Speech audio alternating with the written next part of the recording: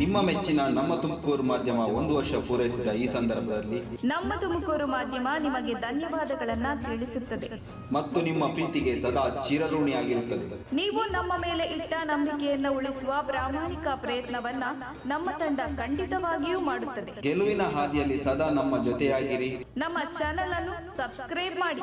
ಸುದ್ದಿ ಅನ್ನೋದು ಬರೀ ಕಥೆಯಾಗದೆ ನೊಂದ ಜೀವಗಳಿಗೆ ಬೆಳಕಾಗಿದೆ. ಗೆಲುವಿನ ಹಾದಿಯಲ್ಲಿ ನಗು ಮೂಡಿದೆ